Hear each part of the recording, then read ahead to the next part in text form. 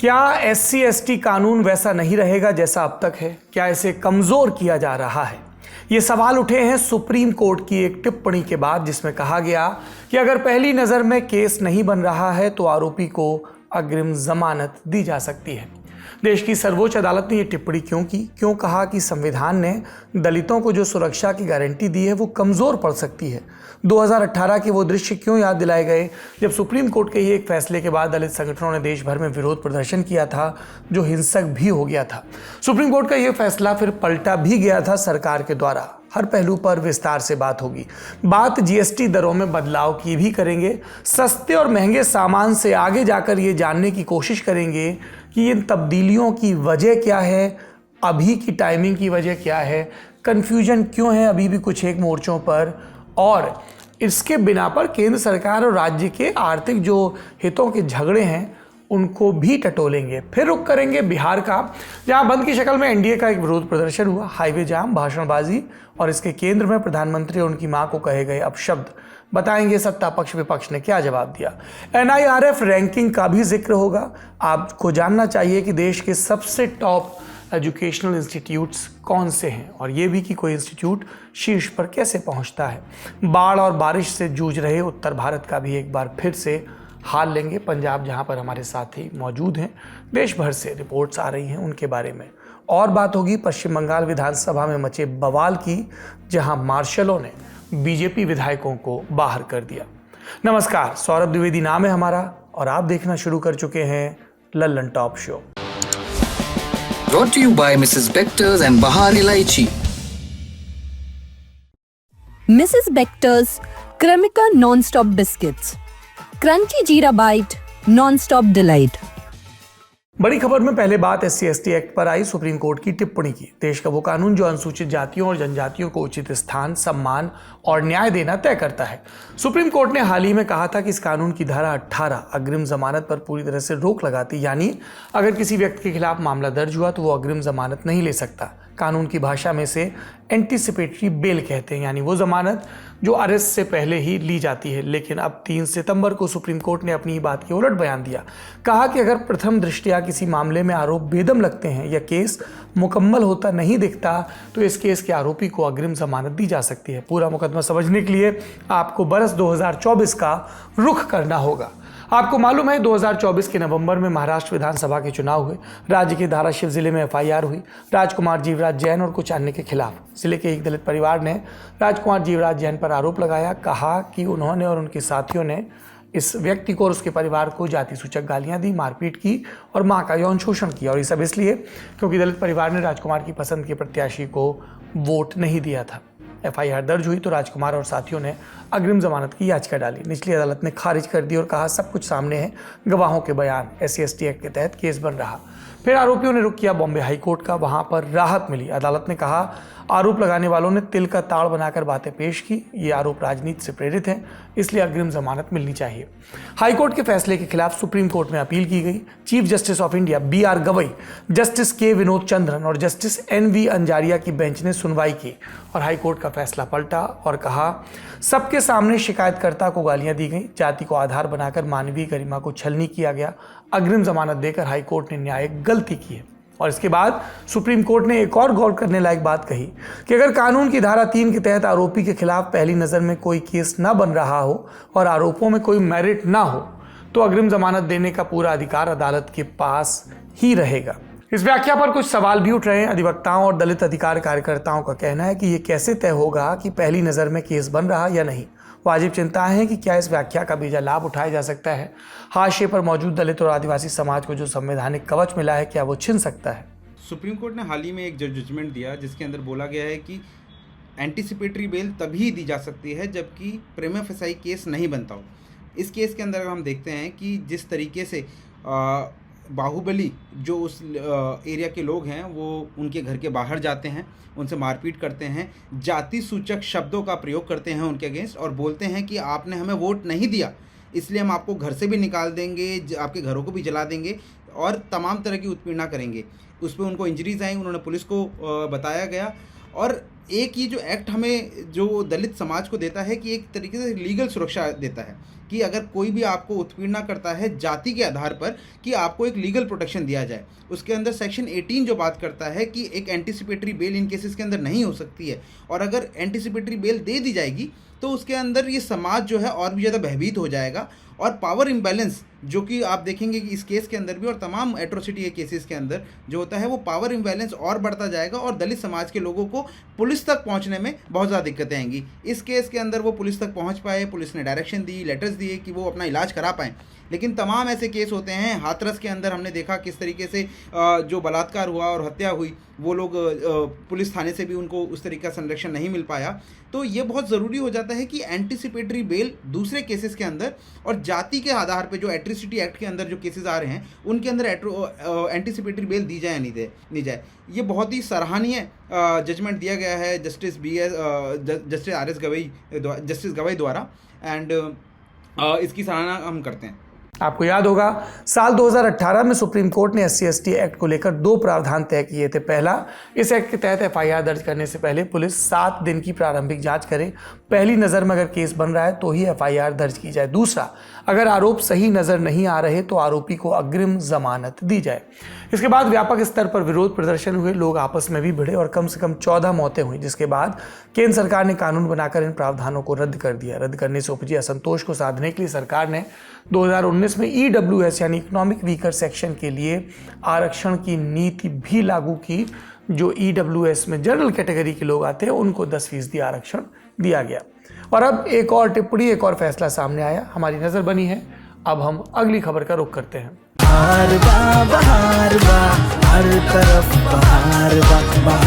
बहार बा, हर तरफ बहार बा।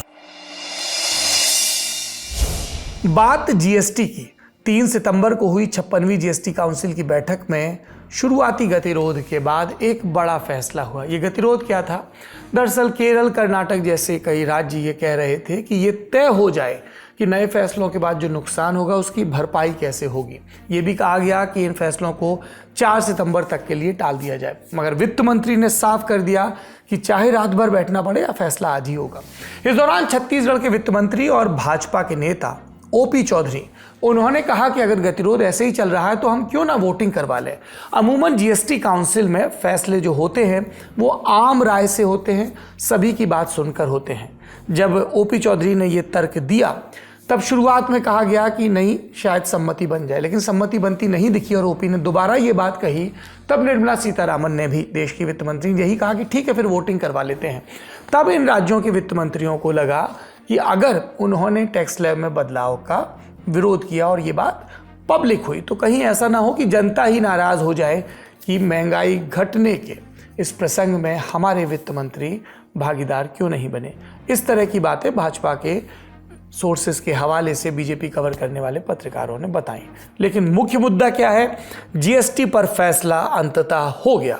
अब टैक्स स्लैब 4 नहीं रहेंगे, 2 रहेंगे, यानी 2 दरें होंगी, 5% की और 18% की। हालांकि एक स्पेशल स्लैब क्रिएट किया गया है, एक स्पेशल कैटेगरी बनाई है 40% की, जिससे मैं व्यक्तिगत रूप से बहुत खुश हूं। सिगरेट, पान मसाला, प्राइवेट जेट, महंगी कारें, सोडा वगैरह जैसी चीज़ों पर ये टैक्स लगाया गया है, जिसको पॉपुलर भाषा में सिन टैक्स भी कहा जा रहा है, क्योंकि ये अच्छी चीज़ें नहीं हैं, पापनुमा चीज़ें हैं। आप करते हैं, आपकी मर्जी, आज़ाद देश है, पर सेहत की आपकी एस्तेसी कर रही हैं, और जब आप अपनी मर्जी से एस्तेसी करा रहे हैं थोड़ा ज़्यादा ही टैक्स दे दीजिए ताकि देश के काम आए। ये तमाम नई दरें, कुछ एक प्रावधानों को छोड़ दें सिगरेट जैसे, तो 22 सितंबर से लागू होंगी। सरकार इसे नेक्स्ट जनरेशन रिफॉर्म, अगली पीढ़ी का सुधार बता रहा है, और विपक्ष कह रहा है ये सब तो पहले ही हो जाना चाहिए था। बयानों से इतर सुधार क्या है, अचानक ज़रूरत क्यों पड़ी, इसका सवाल ढूंढने के पहले टैक्स का नया ढांचा समझते हैं। आपको स्क्रीन पर लिस्ट दिख रही है वो खाने पीने के उन सामानों की जिन पर 12 और 18% से घटाकर 5% का टैक्स हुआ। दूध, पनीर, नूडल्स, टॉफ़ी, चीनी जैसी चीज़ें शामिल हैं। इसके बाद जो लिस्ट दिख रही है वो खेल और पढ़ाई में इस्तेमाल चीज़ों की है। इस पर भी 12 का स्लैब था, अब 5% टैक्स लगेगा।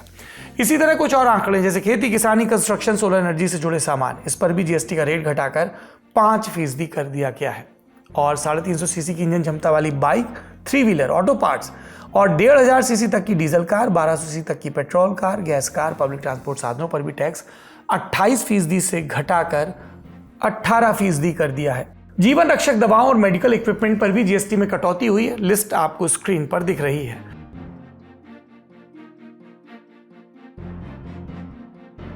पर जीएसटी से जुड़े जिन 2 ऐलानों की सबसे ज्यादा चर्चा हुई उस पर बात करते हैं ठहर कर। पहला, लाइफ इंश्योरेंस, हेल्थ इंश्योरेंस के मासिक प्रीमियम पर जीएसटी 0 कर दिया गया।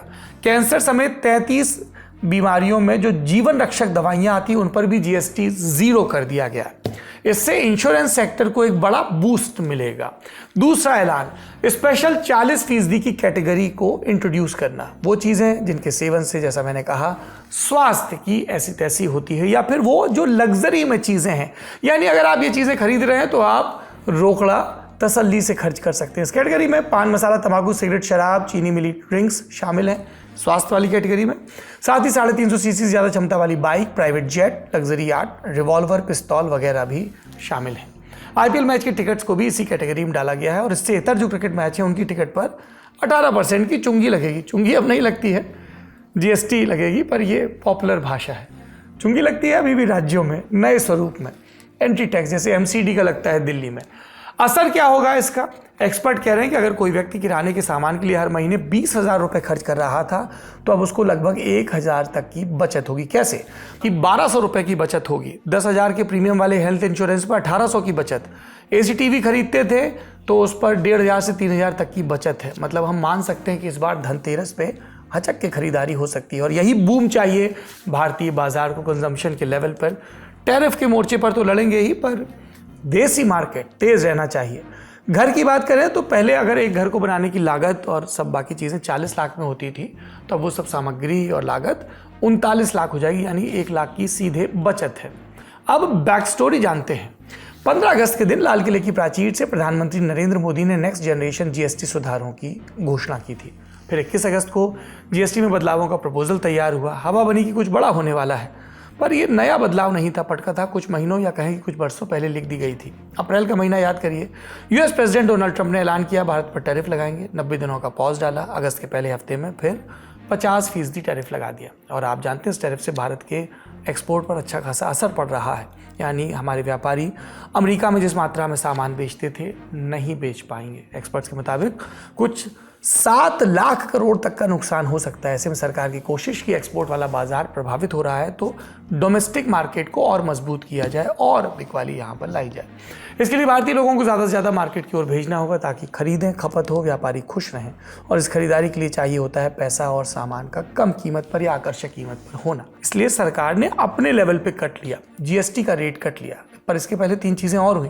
2025 के बजट में 12 लाख तक इनकम टैक्स फ्री की गई रकम, आरबीआई ने रेपो रेट में कटौती की और इन प्रयासों की वजह से महंगाई दर में भी कमी दर्ज की गई। अब मौका था सामान के रेट में कमी की जाए, इसलिए सहारा लिया गया जीएसटी में रेट कट का, जिसका प्लान 4 साल पहले से ही तैयार हो रहा था। दरअसल सितंबर 2021 में जीएसटी काउंसिल के सामने एक ग्रुप ऑफ मिनिस्टर्स का गठन हुआ। सिफारिश कि इसकी संरचना बहुत कॉम्प्लेक्स है, लिहाजा कुछ टैक्स स्लैब्स को आपस में मिला दिया जाए। होता यह है कि बहुत सारी चीज़ों पर टैक्स स्लैब एक समान हो जाते, महंगे स्लैब में बिक रही कुछ चीज़ों के दाम कम होते। इसी साल गठित हुए 15वें वित्त आयोग ने भी यही सिफारिश सामने रखी थी, स्लैब का मर्जर और पहले से कम स्लैब। आपको पता ही है जीएसटी लागू होने के बाद सारा टैक्स केंद्र सरकार के पास आता है, लेकिन पैसे राज्य सरकारों को भी चाहिए। ऐसे में एक व्यवस्था की गई, केंद्र राज्यों को हुए रेवेन्यू लॉस की भरपाई करे, इसे कंपनसेशन कहते हैं, मुआवजा। इसी को लेकर मामला फंसा था। साल 2021 में जीएसटी की स्लैब काटने पर विचार शुरू हुआ। राज्यों की चिंता कि अगर रेट काटा गया तो केंद्र नुकसान की भरपाई करे। इस मांग के पीछे सीधा सा गणित, राज्य किसी सामान पर 28% जीएसटी वसूल रहे थे, अगर उस पर जीएसटी का रेट काटकर 18% कर दिया गया तो राज्यों को मिलने वाले राजस्व का नुकसान हुआ और इसकी भरपाई केंद्र फिर करे ताकि राज्य चल सके आगे। लिहाजा जीएसटी में 2 ही स्लैब करने की बात काउंसिल की मीटिंग के पहले ही अटक जाती थी। फिर आए दिसंबर 2024, जगह राजस्थान का जैसलमेर, 55वें जीएसटी काउंसिल की मीटिंग और कुछ फैसले हुए, जैसे जीन थेरेपी पर से जीएसटी हटाना, पॉपकॉर्न पर बढ़ाना या घटाना। यहाँ तक तो मीटिंग ठीक थी, लेकिन एक बात पर आकर गाड़ी अटक गई। बीमा पर जीएसटी कटौती की जाए ताकि स्वास्थ्य बीमा जैसी चीज़ को सभी नागरिकों के लिए सुलभ बनाया जाए। यहाँ पर भी नुकसान की भरपाई वाली बात उठी और फिर अटक गई। तब इंश्योरेंस वाला मामला insurance regulatory and development authority of India को, IRDAI को ट्रांसफर कर दिया गया ताकि बॉडी इस पर अपनी राय दे सके। अप्रैल 2025 में इस बॉडी ने कहा उन्हें इंश्योरेंस प्रीमियम से जीएसटी काटने में कोई दिक्कत नहीं है, यानी घटवाने में। अब इंतजार था बदलाव का। ऐसे में 2025 में आज़ादी के दिन पीएम मोदी ने जीएसटी पर बड़े बदलाव का ऐलान किया, पर केंद्र सरकार कोई नया कदम नहीं उठा रही थी, बल्कि वो अपने ही 2021 वाले प्रपोजल पर विचार कर रही थी, आगे बढ़ रही थी। मौका भी सही था, ट्रम्प टैरिफ के बाद बाजार को मजबूत करना था। ऐसे में जब 3 सितंबर को जीएसटी काउंसिल की मीटिंग हुई तो लगातार खबरें आ रही थी कि विपक्षी राज्यों की सरकारें एक मुद्दे को लेकर सख्त हैं, फिर से वही नुकसान की भरपाई का। कितने नुकसान की भरपाई होनी, इसको लेकर भी राज्यों और केंद्र में कुछ मतभेद थे। केंद्र सरकार ने अनुमान लगाया 48,000 करोड़ रुपए का। अलग अलग राज्यों ने अपने लिए भी आंकड़ा दिया। मसलन झारखंड ने कहा कि उन्हें 2,000 करोड़ का नुकसान होगा। तेलंगाना की तरफ से 7,000 करोड़ के नुकसान की बात हुई। कर्नाटक, पश्चिम बंगाल, तमिलनाडु, केरल ने भी आंकड़े रखे। ये सारे विपक्ष शासित राज्य हैं जो अपनी चिंताओं को मुखर ढंग से कह पा रहे थे। यानी आप आंकड़ों में ही देखें तो केंद्र और राज्यों के बीच मतभेद हो रहा है, सिर्फ मुआवजे कंपनसेशन को लेकर नहीं। HSBC बैंक, उसका भी एक 19 अगस्त को बयान आया कि 1.43 लाख करोड़ रुपए का नुकसान होगा। केंद्र ने कहा नुकसान जैसे शब्द का इस्तेमाल नहीं होना चाहिए, से फिस्कल इम्प्लीकेशन कहिए, यानी असर या प्रभाव। रिपोर्ट्स के मुताबिक सरकार ने बातें सुनी, कंपनसेशन का भरोसा दिया। इससे इतर केंद्र सरकार ने कोरोना महामारी के दौरान राज्यों के कोटे से जो 2.69 लाख करोड़ उधार लिए थे ताकि खर्च चलाया जा सके और राज्य सरकारों को भी मुआवजा दिया जा सके, उसका जिक्र किया। अब नए कंपनसेशन के साथ सरकार को ये पुराना वाला लोन भी चुकाना है, ये तय हुआ और ऐसा करने के लिए सरकार ने इस वित्त वर्ष के आखिर तक का वक्त मांगा। साथ ही एक व्यवस्था और की। हमने आपको बताया जीएसटी में 40% की स्पेशल कैटेगरी बनाई गई है, पर ये पूरी स्लैब सिर्फ टैक्स की नहीं है, इसमें कंपनसेशन सेस भी शामिल है, जैसे 28% टैक्स और 12% सेस यानी अधिभार। केंद्रीय वित्त मंत्री निर्मला सीतारामन का कहना है कि इसी स्लैब से सारी भरपाई हो जाएगी। तीर कुल जमा निशाने पर बैठा और जीएसटी का बड़ा सुधार सामने आया। अब सुर्खियों की बारी। पहली सुर्खी बिहार से है और आप ये तस्वीरें देखिए, फिर आगे की बात।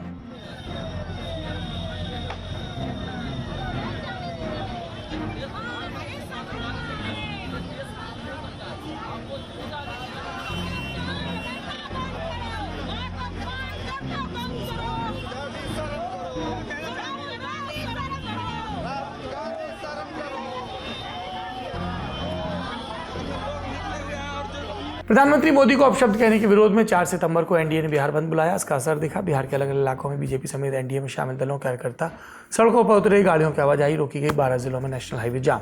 दर्शक जानते हैं 27 अगस्त को दरभंगा में वोटर अधिकार यात्रा के दौरान राहुल तेजस्वी के स्वागत मंच से पीएम मोदी को भद्दी गाली दी गई थी। गाली देने वाले का नाम मोहम्मद रिजवी बताया गया, जो फिलहाल पुलिस की हिरासत में है। अब आज बिहार बंद के दौरान मुजफ्फरपुर दरभंगा NH-27 जाम हुआ। इस बीच मौके पर पहुंची आरएएफ पुलिस ने जाम हटाने की कोशिश की तो प्रदर्शनकारियों ने बहस की और इनकार किया। बंद रहेगा, बंद रहेगा, बंद रहेगा, बिहार बंद रहेगा, बंद रहेगा, बंद रहेगा,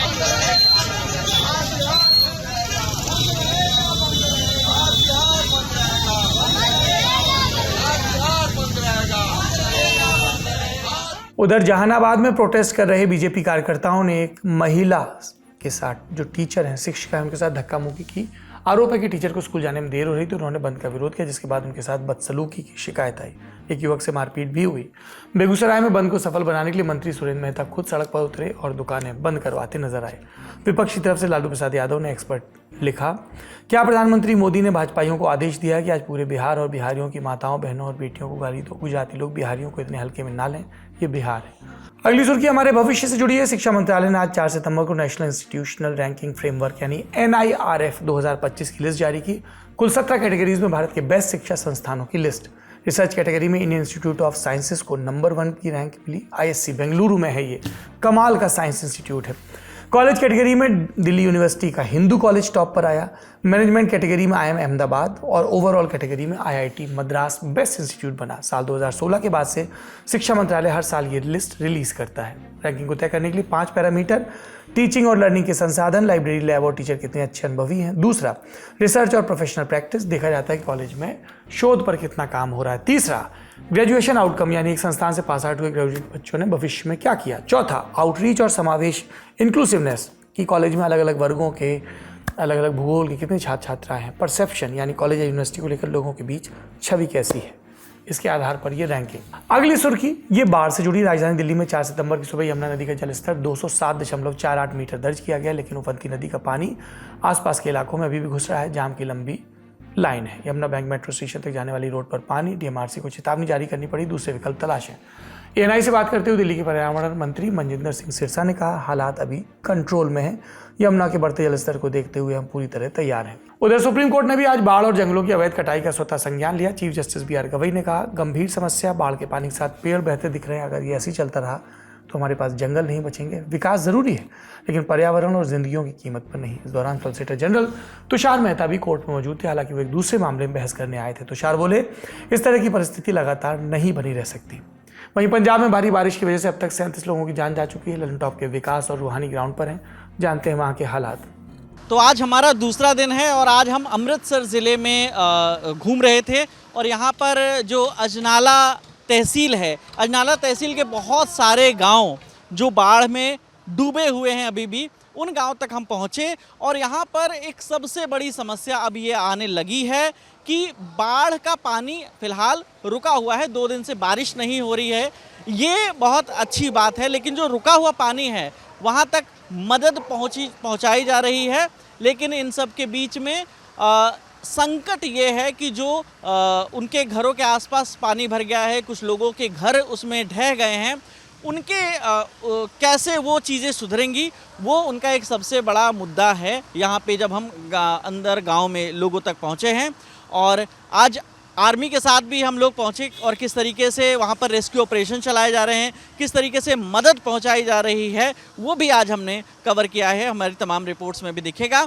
और आज कृषि मंत्री शिवराज सिंह चौहान अमृतसर उतरे। अमृतसर के बाद उन्होंने यहाँ से गुरदासपुर भी गए। अमृतसर में भी कई जगहों पर उन्होंने दौरा किया और इसके अलावा दिल्ली से अरविंद केजरीवाल, जो दिल्ली के पूर्व मुख्यमंत्री हैं, वो भी यहाँ पहुँचे थे और उन्होंने भी अलग अलग जगहों का दौरा किया और यही कहा कि जो पंजाबी लोग हैं वो एक दूसरे की जिस तरीके से मदद कर रहे हैं वो काबिल तारीफ़ है और वो हमें हर जगह यहाँ पर वो चीज़ें देखने को मिल रही हैं। अगली सुर्खी कोर्ट से जुड़ी है। 4 सितंबर को पंजाब और हरियाणा हाई कोर्ट ने खुद को संत कहने वाले रामपाल की उम्र कैद की सजा पर रोक लगा दी। मामला 2024 में हुई झड़पों से जुड़ा, जिसमें पुलिस उन्हें गिरफ्तार करने गई और इस बीच उनके 5 अनुयायियों की मौत हो गई, जिसमें 4 महिलाएं और 1 बच्चा शामिल था। रामपाल ने इन अनुयायियों को बंधक बनाकर रखा था, यह आरोप लगा। रामपाल को 2018 में हिसार की विशेष अदालत ने उम्र कैद की सजा सुनाई थी। उसके बाद मामला हाईकोर्ट में गया। आरोप लगा कि उसे झूठा फंसाया गया है। इस मामले में वो अब तक 10 साल 8 महीने से ज़्यादा समय जेल में बिता चुके हैं। कोर्ट ने रामपाल की 74 वर्ष की उम्र को भी संज्ञान में लिया और उम्र कैद की बाकी सजा को सस्पेंड कर दिया, यानी अब रामपाल बाहर आएंगे। राहत देते हुए कोर्ट ने सख्त निर्देश दिए कि किसी भी तरह की सभा सत्संग न करें, वरना राज्य सरकार जमानत रद्द करने पर विचार कर सकती है। अगली सुर्खी, पश्चिम बंगाल विधानसभा से ये दृश्य देखिए। 4 सितंबर को बंगाली प्रवासियों पर हो रहे अत्याचारों पर चर्चा चल रही थी। जमकर हंगामा हुआ। सीएम ममता बनर्जी के बोलने से पहले बीजेपी के चीफ व्हिप शंकर घोष ने स्पीकर विमान बनर्जी से स्पष्टीकरण मांगा कि विपक्षी नेता शुभेंदु अधिकारी को पूरे सत्र के लिए क्यों निलंबित किया गया। जब स्पीकर ने इनकार कर दिया तो बीजेपी विधायकों ने नारेबाजी शुरू की। मुख्यमंत्री का भाषण रुका। दरअसल 2 सितंबर को बहस के दौरान शुभेंदु ने टीएमसी पार्टी को पाकिस्तान का एजेंट कहा था, जिसके बाद उन्हें कार्रवाई बाधा डालने के आरोप में विशेष सत्र के बचे दिन के लिए यानी 1 दिन के लिए सस्पेंड कर दिया गया था। इसके बाद सदन दोनों पक्षों की नारेबाजी देखता रहा। बीजेपी विधायकों ने जय श्री राम के नारे लगाए। स्पीकर ने घोष और बीजेपी विधायक अग्निमित्रा पॉल को निलंबित किया। मार्शलों को बाहर जाने का निर्देश दिया, उनको बाहर ले जाने का। धक्का मुक्की के दौरान घोष की तबियत बिगड़ी, उन्हें अस्पताल ले जाया गया। बाद में बीजेपी विधायक बंकिम घोष, अशोक डिंडा और मिहिर गोस्वामी को भी निलंबित कर दिया गया। आज का ललन टॉप शो यही समाप्त होता है। अपना और अपनों का ख्याल रखिए। शुभ रात्रि।